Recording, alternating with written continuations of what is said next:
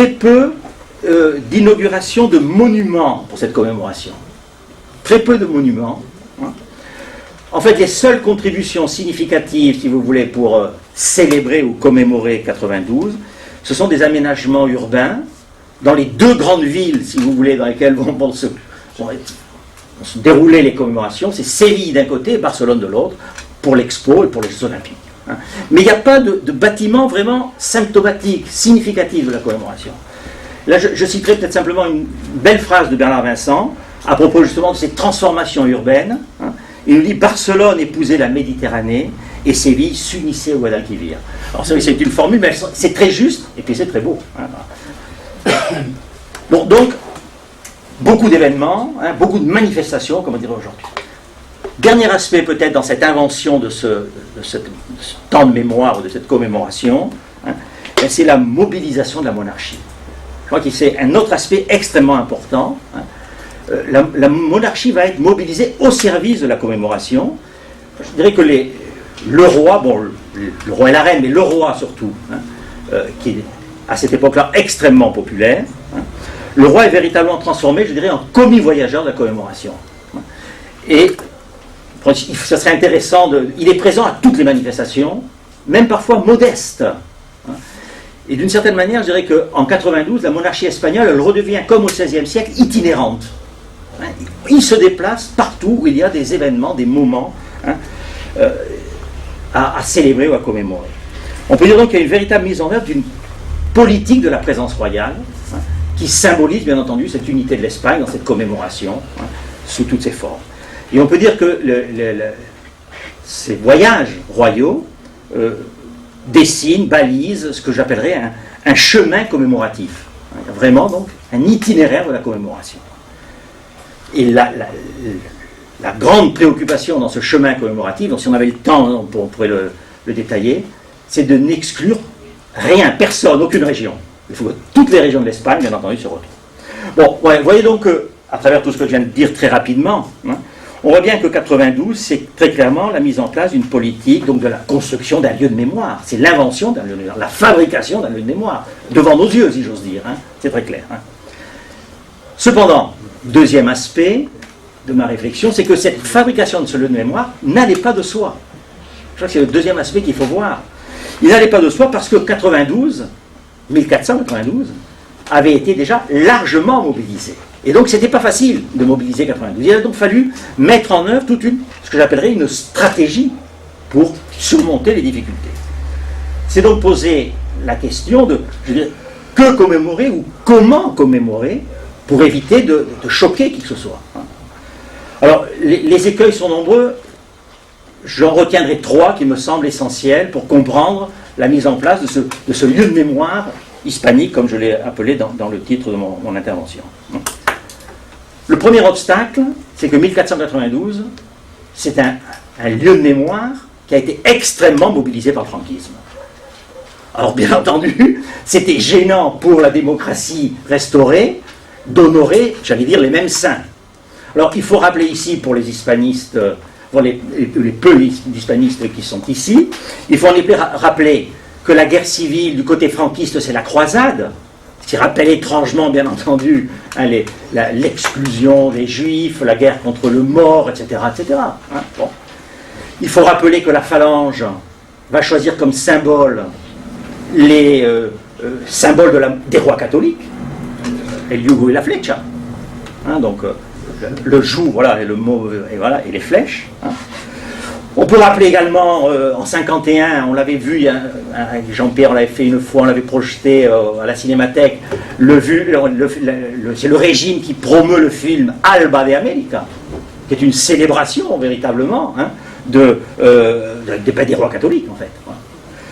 Et puis, dernier exemple que je dirais, bon, nous, américanistes, quand on va aux archives, on passe toujours devant, enfin, moi maintenant, puisque maintenant elles ne sont plus là, mais enfin bon, à l'entrée des archives des Indes, donc de l'AGI, le régime a placé une plaque où justement on insiste sur la grandeur, je dirais à la française, sur les aspects positifs de la colonisation. Vous voyez ce que je veux dire?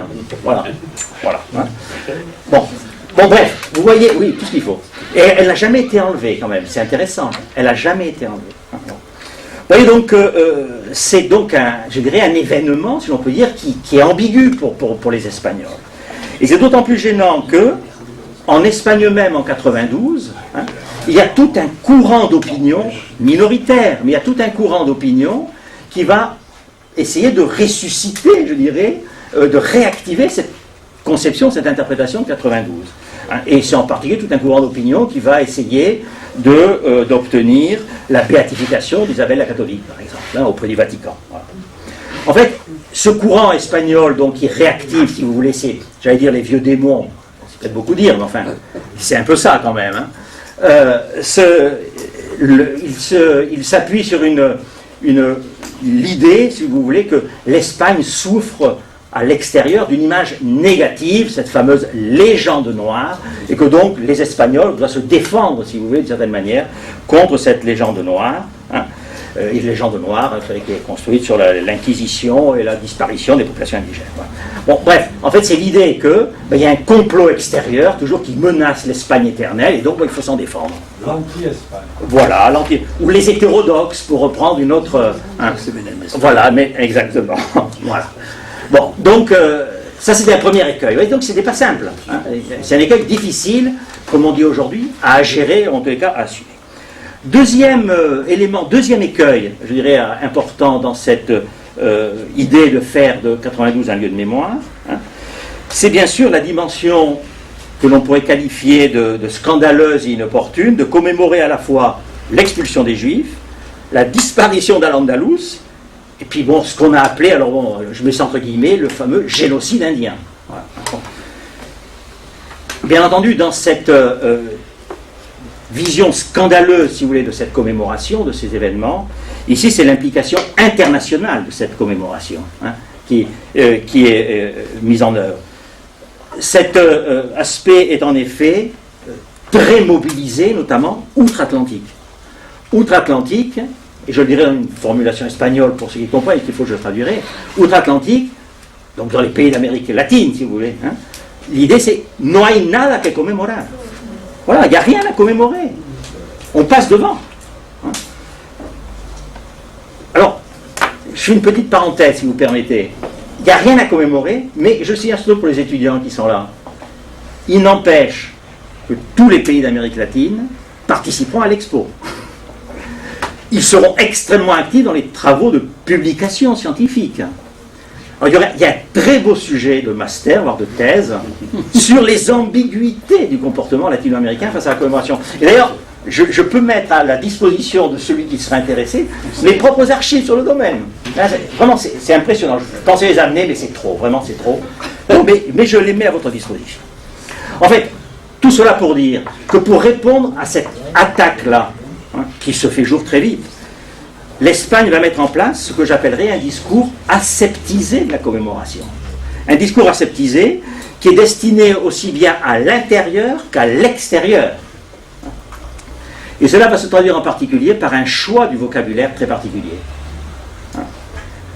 Le vocabulaire traditionnel que les historiens et ceux qui avaient participé aux commémorations auparavant utilisaient, des mots comme conquête, reconquête, pour parler de Grenade, découverte, tous ces mots-là sont bannis. On n'en parle plus.